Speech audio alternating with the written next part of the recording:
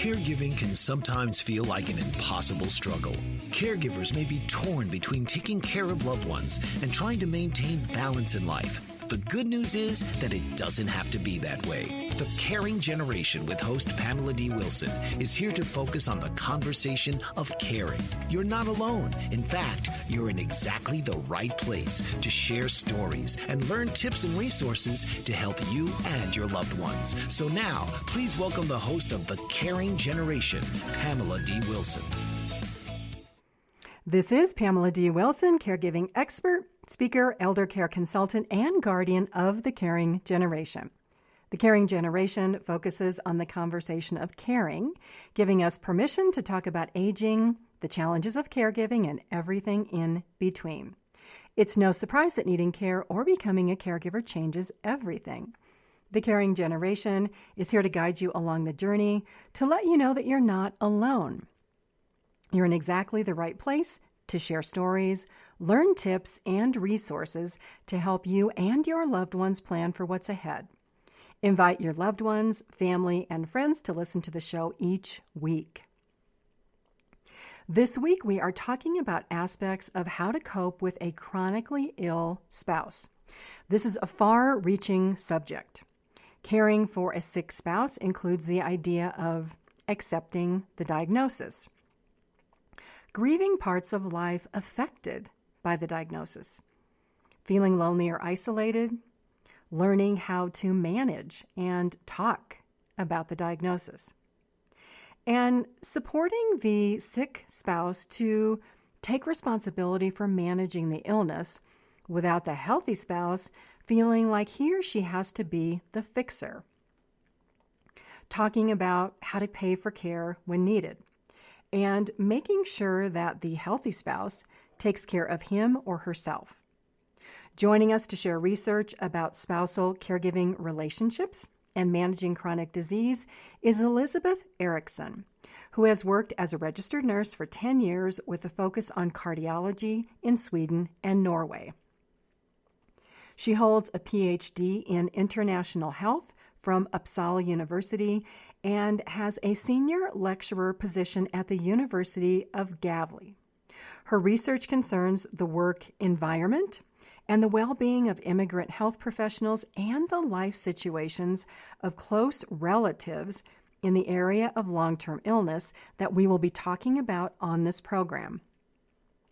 At present, Elisabet is involved in a joint research program between the University of Gavle and Uppsala University, studying communication among the elderly person, their relatives, and staff in nursing homes during the COVID-19 pandemic.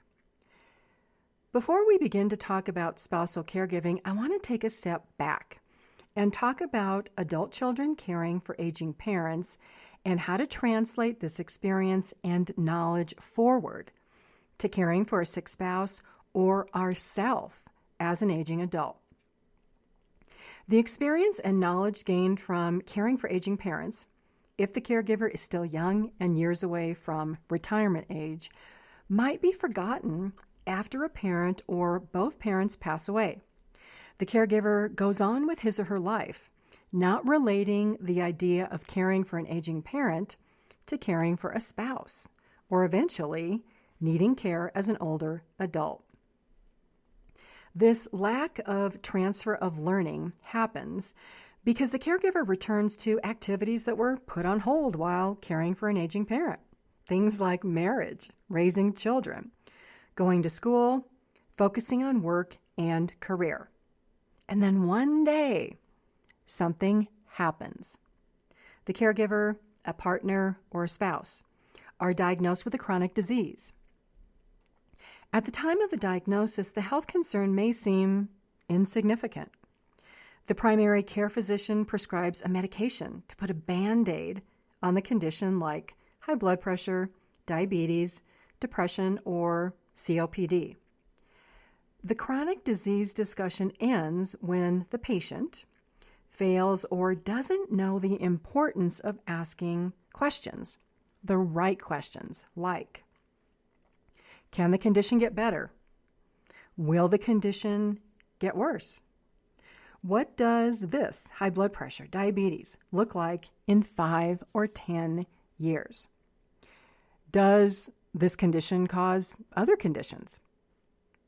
Research confirms that primary care physicians do not have enough time to educate patients about the effects of chronic disease and preventative measures that could potentially save a life. Most patients see primary care physicians not for routine care, but as a result of illness or a time-sensitive problem, leaving no time to talk about prevention or discussions about chronic disease management. Life goes on. The health of the patient worsens, other chronic diseases are diagnosed, and caring for a chronically ill spouse becomes a full-time responsibility. The importance of learning the significance of chronic disease and how to manage the effects can have a positive impact in your life if you are proactive to learn about the health diagnosis, medications prescribed, and what can be done to stop the disease from advancing. Ask your doctor for recommendations and act on the recommendations, whether the suggestion is to lose weight, eat less salt, improve your diet, exercise. Whatever it is, strongly consider making lifestyle and habit changes when you are young to minimize the amount and type of care that you may need when you are older. I know some of you are thinking, it's not going to happen to me. I'll think about it tomorrow. It's not possible to turn the clock back on health conditions. They get worse if we ignore them. Here's proof by way of a statistic from the U.S. Department of Health and Human Services. 70% of people who live beyond the age of 65, that's young, will eventually need some type of long-term care services.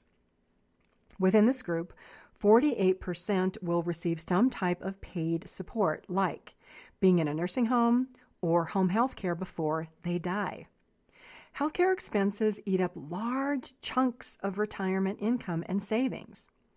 Here's another complicating factor in taking preventative health seriously. If your parents didn't model caregiving behavior for you for their parents before they died, meaning before your grandparents died, or no one in your family is suffering or sick, or you have no other experience with the effects of chronic disease, you're less likely to take anything that I am saying seriously. No one can convince anyone else to take action. You'll hear this and you'll put the information away on a shelf until something happens. I'm a firm believer in health prevention. I watched my mother suffer for years from heart disease, cancer, and other conditions before she died. Her brother and sister died of a stroke and a heart attack. I decided early in my 20s when I was watching this that I was not going to live my life being sick and die young if there was anything that I could do about it. Because of my profession, I've also managed the health conditions of clients for more than 20 years.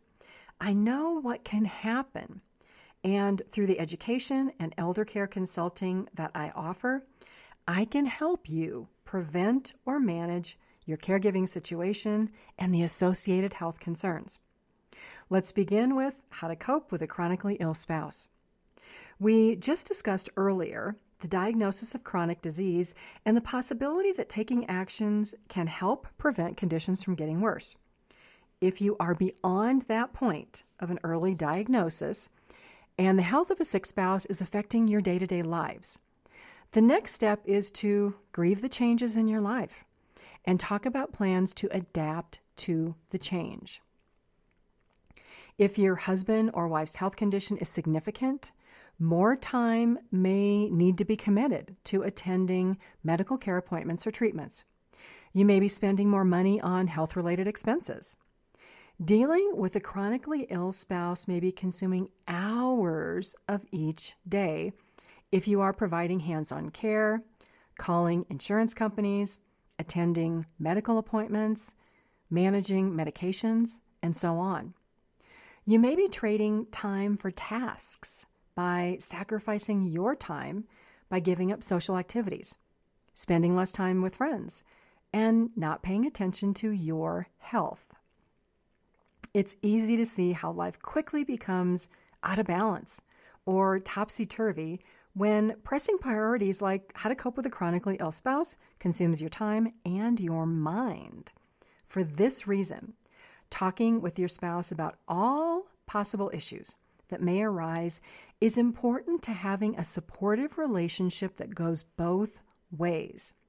The healthy spouse being sensitive to the needs of the chronically ill spouse, and the sick spouse realizing that the caregiver needs time for him or herself. Where to begin with how to cope with a chronically ill spouse? First, learn about the disease. Ask the difficult questions and make a short and a long-term plan. If you don't know what questions to ask or the bigger picture of what you should be considering, make an appointment with an elder care consultant like myself who can guide you. Depending on the health diagnosis, there may be local organizations like the American Heart Association, arthritis, cancer, Alzheimer's, multiple sclerosis, and others who have specific disease information and education programs to offer. It's important not to make the sick spouse feel like a problem or like an imposition, but to talk about the situation as a team effort about how each spouse can contribute. Being a caregiver and a care receiver is stressful for both individuals. If you are wondering how to cope with dealing for a chronically ill spouse and are interested in talking with me about your current situation or planning for the future, visit my website, PamelaDWilson.com, click on the How I Help button, then Family Caregiver Support, then Elder Care Consultant. We're off to a break. Stay with me. I'll be right back.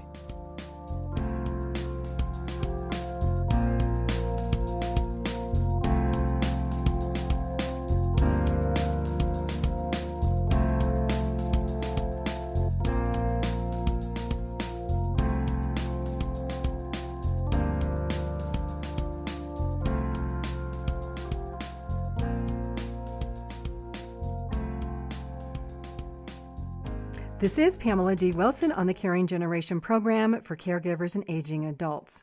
Whether you are 20 or 100 years old, you're in exactly the right place to share stories and learn tips and resources to help you and your loved ones. Visit my website, PamelaDWilson.com, to check out my caregiver library, videos, and all of the podcasts and transcripts from this show. Online elder care courses, my book, The Caregiving Trap, and how I support caregivers, groups, and corporations. We're back to talk about how to cope with a chronically ill spouse. In the first part of the show, we were talking about being diagnosed with a chronic disease and the opportunity to take preventative actions. We talked about how the day-to-day caring for a chronically ill spouse can be time-consuming. The importance of looking at spousal caregiving as a team effort with as equal participation as possible to reduce feelings of guilt or being a burden. Let's talk more about challenges related to how to cope with a chronically ill spouse. In talking with spousal caregivers, many tell me that there can be a level of frustration wanting to make a care situation better. This frustration stems from a husband or wife who doesn't seem to care or have an interest in changing habits or taking actions that might improve the situation. How to cope with a chronically ill spouse can be learning how to manage frustration about a husband or wife not being proactive about health issues. An example would be a person who is diabetic, eating foods that result in blood sugar highs and lows, not drinking enough water or exercising, and feeling exhausted and unwell all the time. For an insightful discussion about patient education and diabetes, listen to the Caring Generation podcast, Why is Patient Education and Engagement So Important? In addition to talking about why taking an interest and learning about health issues are important, there's also an interview with Dr. Mayer Davidson, an endocrinologist, on that podcast, sharing information about diabetes. On the other hand, a spouse who may appear not to care or who is engaging in habits that are contradictory to a diagnosis may be depressed, stressed, or afraid. Not assuming that we, in any position, know why a spouse, or anybody else for that matter, is doing what they're doing is important. Avoiding assumptions goes back to having trusting, honest, and supportive conversations without worrying that anyone is going to get angry or leave the relationship. Begin by looking at the situation from an opposite perspective. Ask your spouse, what's behind the decision to not follow through with the doctor's recommendations? You might find out that a chronically ill spouse is stressed out or mentally distracted. Maybe counseling sessions can help.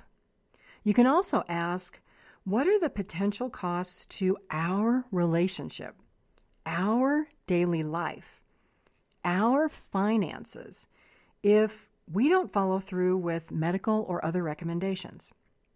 Trade-offs exist in all areas of life. Ask, what is each person willing to commit to do? Then agree and create defined next steps. Say, ideally, this is what we want to do. How do we turn this into a plan we can both live with?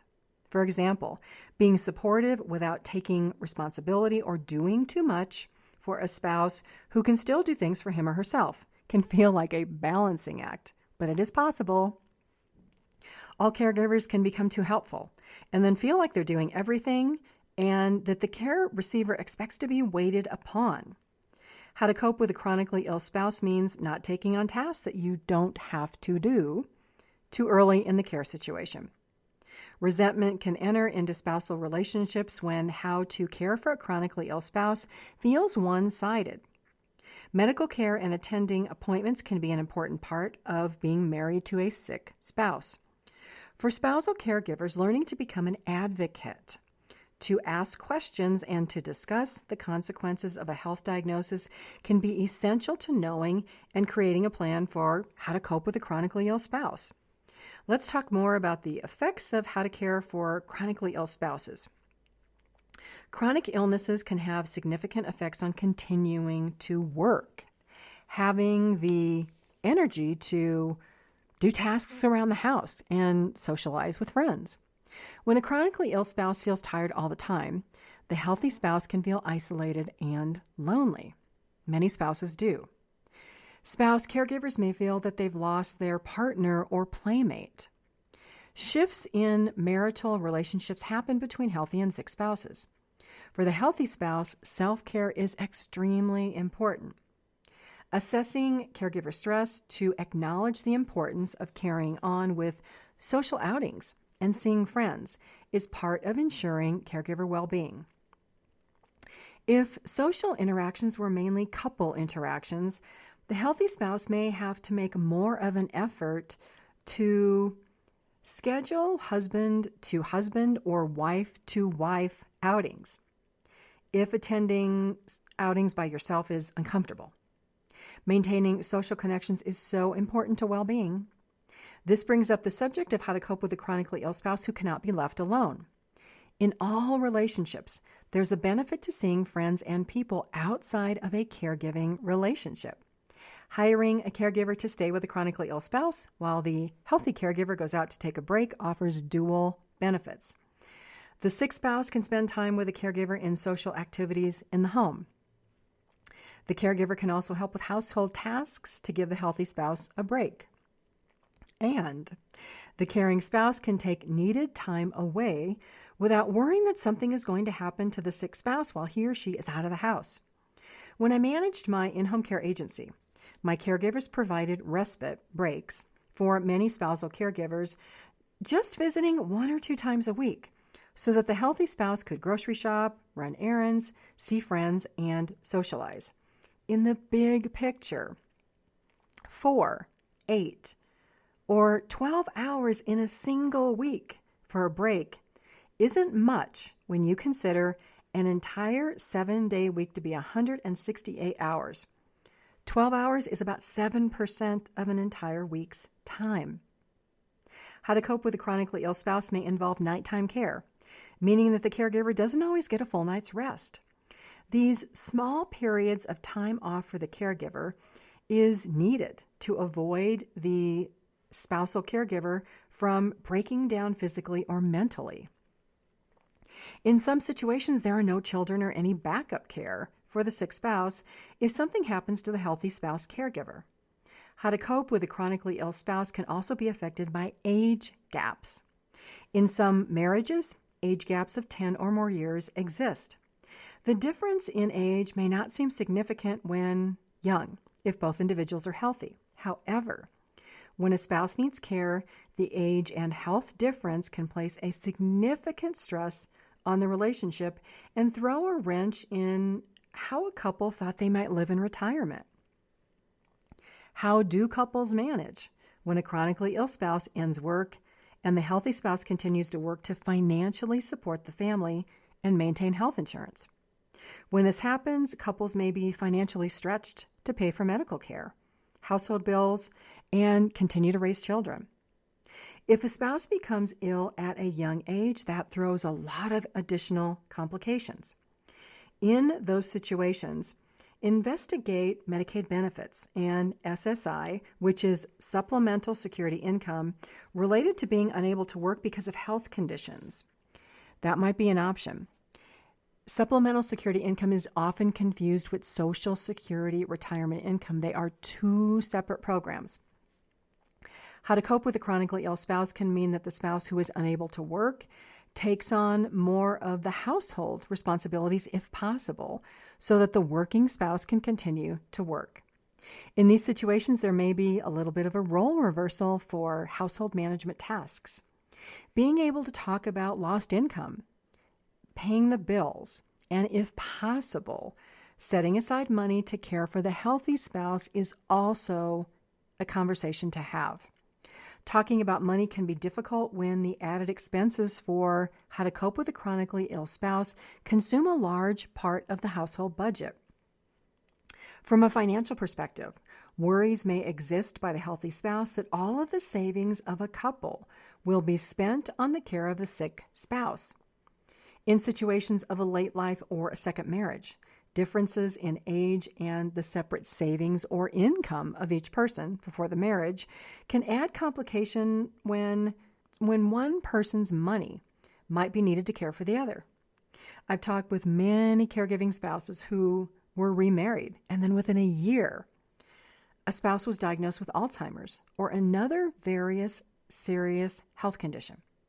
Some of these marriages survived, others ended. The healthy spouse didn't sign up to be married for a year and be a caregiver for the rest of their lives. Some spouses in committed situations might consider a Medicaid divorce to preserve the money for assets for the healthy spouse. A Medicaid divorce is intended to protect the assets of the healthy spouse, often called a community spouse in Medicaid terms. This isn't a decision to be taken lightly, and there are many considerations, including look-back periods. And you want to talk to an attorney about this, an attorney who specializes in Medicaid planning. Money can be a taboo subject, but the reality is that being in poor health is expensive, and it can drain bank accounts, resulting in ongoing financial worry and stress for married couples. How to cope with a chronically ill spouse with complex health conditions like Alzheimer's or dementia, a degenerative disease, or health concerns resulting from an unexpected accident can add other considerations, especially if these conditions are diagnosed in middle age or younger. For example, there might be a situation of a young family with children. A husband or wife is involved in a car accident or diagnosed with a degenerative disease like Lou Gehrig's disease. The healthy spouse must continue to work to financially support the family. There's no option in this situation to give up a job to become a 24/7 caregiver. The family doesn't have savings or financial resources to pay for care at home. Even with options through the Medicaid program, the care provided may not be enough for home care. The family discusses how to cope with a chronically ill spouse and arrives at the decision of placing a husband or wife, mom or dad, in nursing care with Medicaid as the payer source. These decisions, these situations can be emotionally complex and can be unexpected when we're young. If possible, having conversations about unusual situations when couples are healthy might remove guilt from decision making if a life-changing diagnosis or a tragic accident happens. This concept takes us back to the idea of managing the health of a spouse and interacting with medical providers. Across the board, physicians who have personal experience as caregivers are more compassionate with all caregiving situations and more patient with caregivers and care receivers. The healthcare system is rushed. There's rarely enough time for medical appointments when more than one subject has to be discussed. This time shortage, as we discussed earlier, makes discussions about managing chronic disease and talking about prevention at a medical appointment near impossible if you want to accomplish a lot of things. To get the best care for a chronically ill spouse, the healthy spouse may have to devote a lot of time to working with the healthcare system, coordinating care between a primary care physician and specialists, scheduling multiple appointments, managing medications, working with health insurance companies. Advocating and coordinating care for a chronically ill spouse can become a full-time job in itself. Those of you who do this know this. I'm talking to the choir. On this subject, coming up next, an interview with Elisabet Eriksson, who has worked as a registered nurse in the area of cardiology for 10 years in Sweden and Norway. She holds a PhD in international health from Uppsala University and has a senior lecturer position at University of Gavle. She joins us to share research about the experiences of spousal relationships when one spouse has a chronic disease. At present, she's involved in a joint research project studying communication among the elderly, their relatives, and staff in nursing homes during the COVID pandemic. Join me every Wednesday for The Caring Generation, where we can tackle practical, important, uncomfortable, and sometimes intimidating discussions about aging, caregiving, and talk about everything in between. The show's not limited by time zone or location. Caregivers worldwide listen. Stay with me. I'll be right back.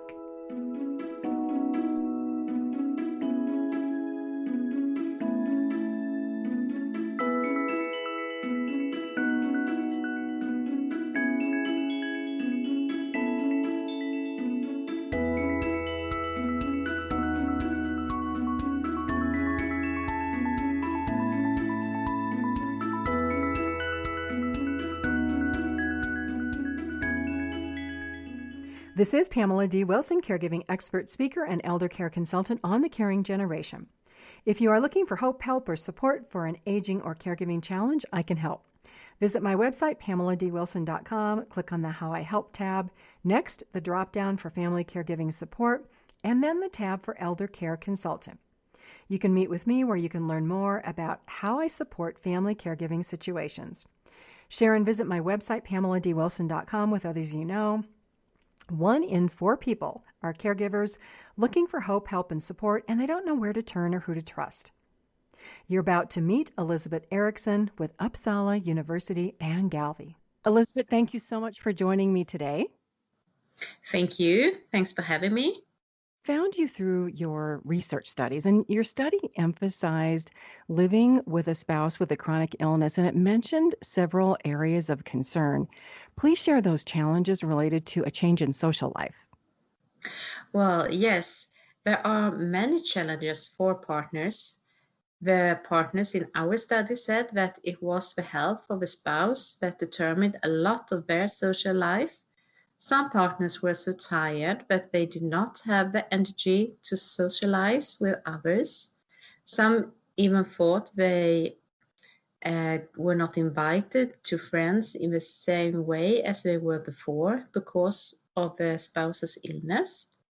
So I think these situations creates feelings of isolation and loneliness for partners. Many spousal caregivers, even in my groups, find themselves having to take over things that they didn't do before. So life management, home care responsibilities. Can you talk about this and then the idea of positive reappraisal? Yes, it's true. Partners to spouses with chronic illnesses takes over many everyday activities. when their spouse's ability to do these tasks decline. For example, driving, go shopping, cleaning, paying bills. And for some partners, it can be a positive challenge to learn something new. For example, like cooking can be fun to learn, but it can also be demanding to have to take over practical work if you don't want to and you don't know how to do them. Another challenge that many partners experience is to balance between helping the spouse and letting the spouse do the things that he or she can still do. And it was important for the partners in our study that the spouse should be as independent for as long time as possible. So the reappraisal, I think, is that being able to managing the home and to continue to live together as a couple is perceived as meaningful for the partners. And they maintain a sense of purpose in daily activities and to maintain control. So the ability of a partner to cope also nourishes their hope, the hope to continue managing daily life as long as possible. So just to live as normal as possible has a value in itself. Caregivers, because of all of these responsibilities, they have so much to do and they feel pressed for time. How does that affect the ability of the caregivers to actually care for themselves?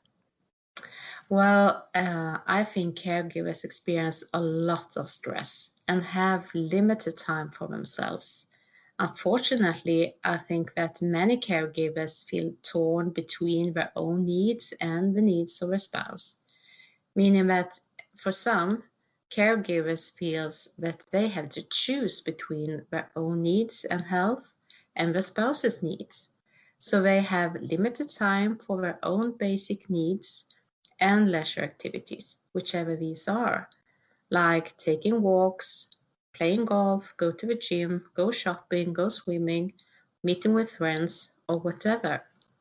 And if you take the health, like exercise and not being able to exercise, will of course influence the health of a partner as well.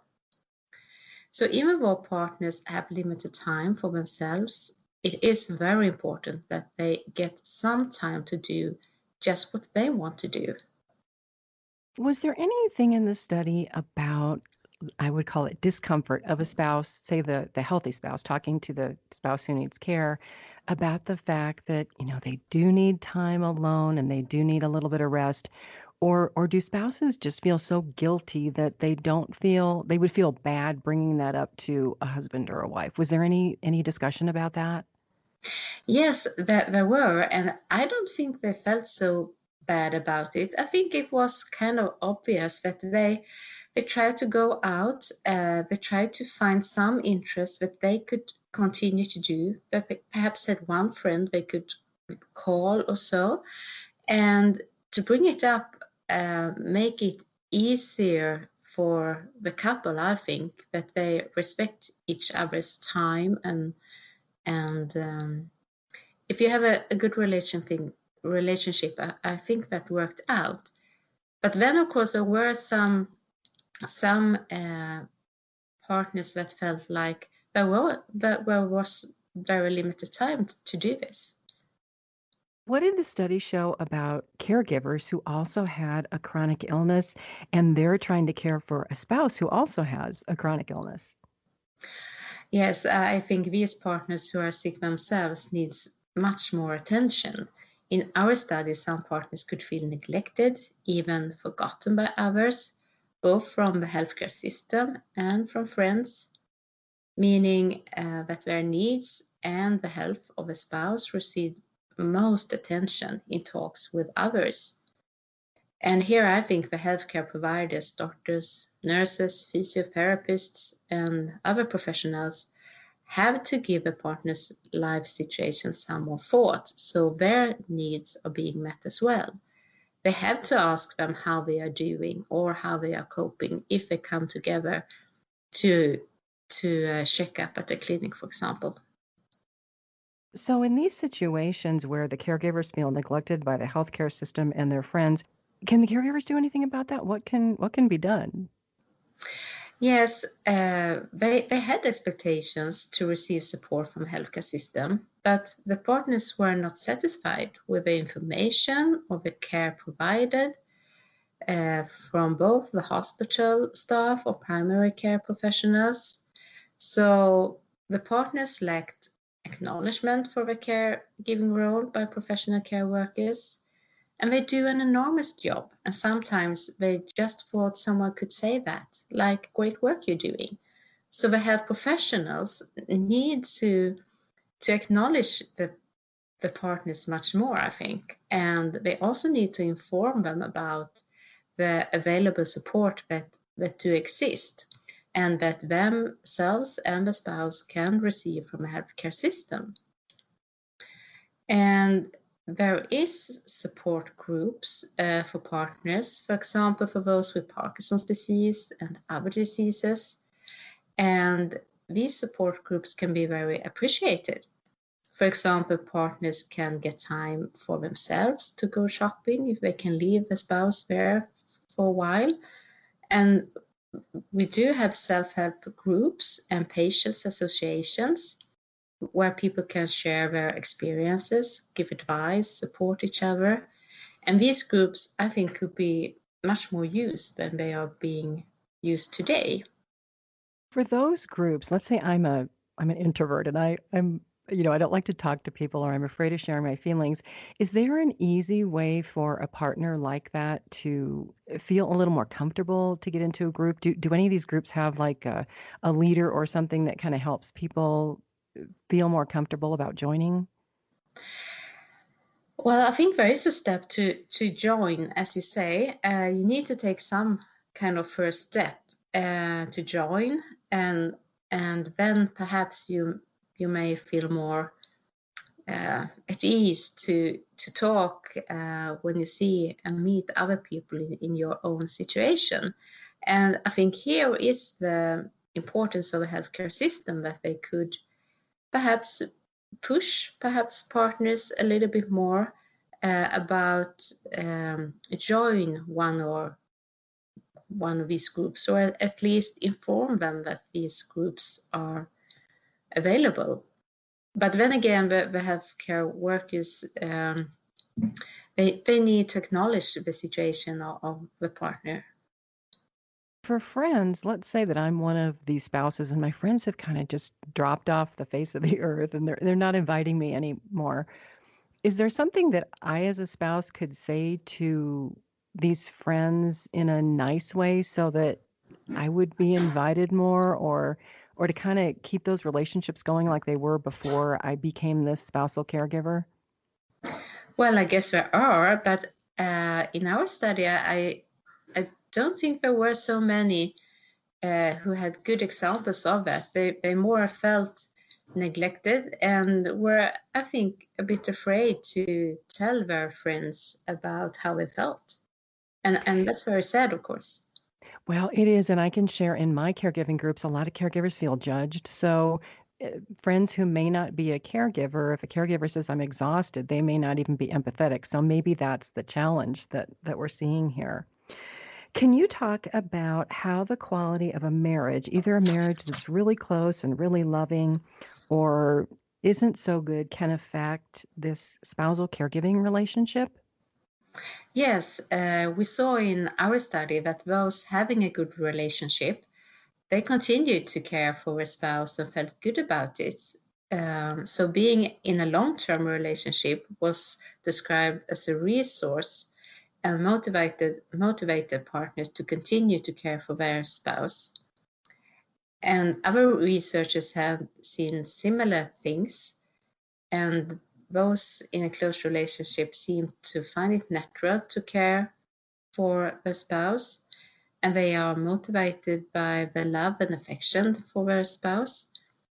And those in perhaps not so close marriages, they may also find it natural to care for their spouse, but they may be motivated more by notions of feeling it's a duty or an obligation to do it, more than the natural love and care. And one more question for you. Did any of these spouses, whether it was a close relationship or not, were they open to the idea of like having a caregiver come, as you mentioned, for respite so that they could get a break? Or was that something that they tended not to do because they felt that, they had to be that caregiver? Well, I think they did try to see that they needed a break. They knew that they needed these breaks, but they just had it difficult to take that responsibility for themselves in a way. Elisabet, I thank you so much for your time and all the research and the work that you do. It's so needed for all of these spousal caregivers. Thank you. Thank you for having me. It's time for a break. Up next, putting the finishing touches on how to deal with a chronically ill spouse. Check out all of the Caring Generation podcasts and the show transcripts on my website at PamelaDWilson.com and all of your favorite podcast apps: Apple, Google, Spreaker, Podcast Addict, Pandora, Amazon Music, Stitcher, Spotify, iHeartRadio, Podchaser, Geo7, Verbal, and more.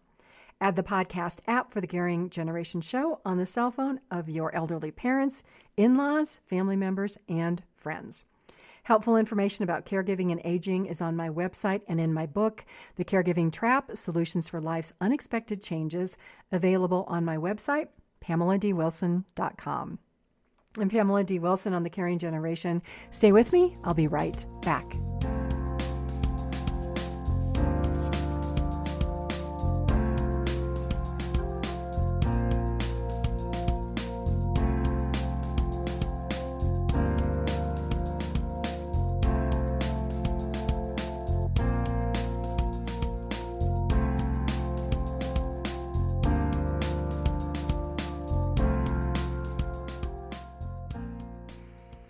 This is Pamela D. Wilson. You're with me on the Caring Generation. If you're in a caregiving situation where you're not sure what to do and you want to plan for care needs for aging parents, a spouse, or yourself and avoid unexpected ups and downs, help is on my website in my online articles, online caregiver courses, podcasts, videos, elder care and aging consultations, and the support that I offer to groups and corporations interested in supporting caregiving conversations. Let's continue our conversation about how to cope with a chronically ill spouse from the perspective of support for the chronically ill spouse.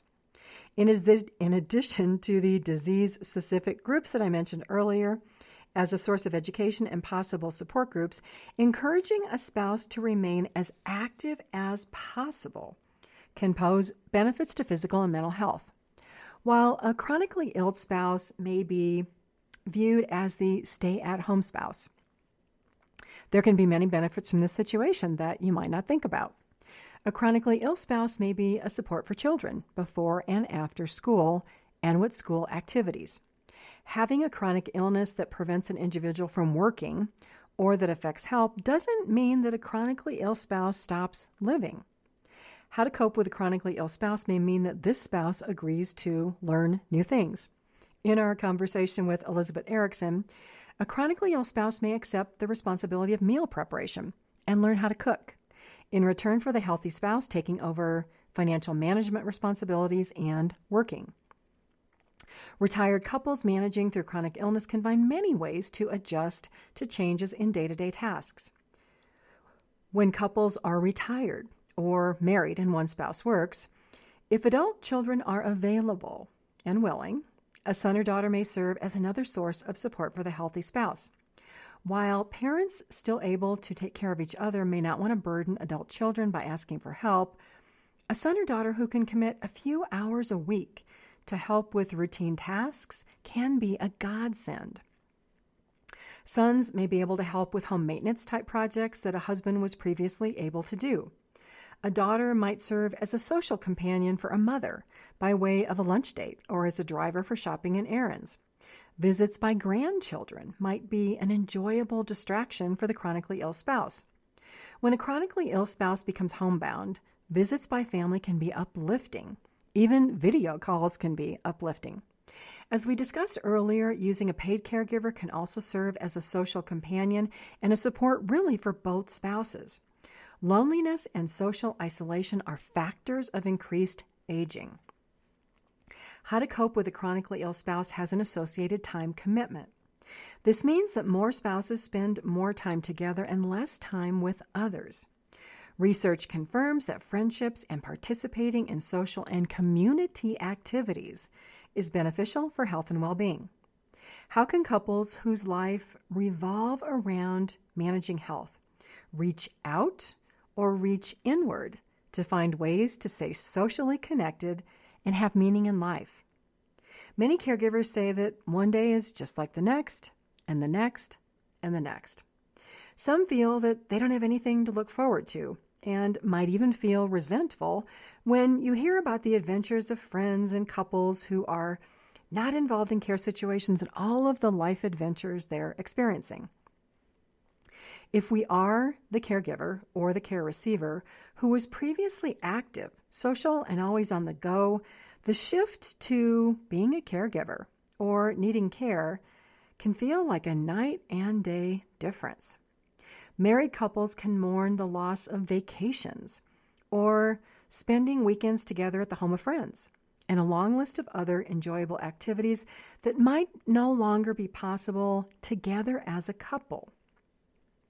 How can we adjust to major life changes while managing the emotional distress that we might be feeling? Major life changes may feel threatening because our life as we knew it may no longer exist.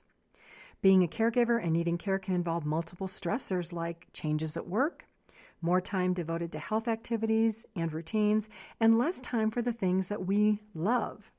Spouses in these situations can feel forgotten by friends who are out there still enjoying their active lives. Let's be honest, losing touch with good friends because the things we previously had in common have changed can be very disappointing and sad. I'm a proponent of positive thinking. In what ways can we look at the isolation and loneliness of how to cope with a chronically ill spouse or our own health issues in a positive manner? The reality is life has changed. The healthy spouse may still be able to go out and be social, but it's not quite the same without the other spouse.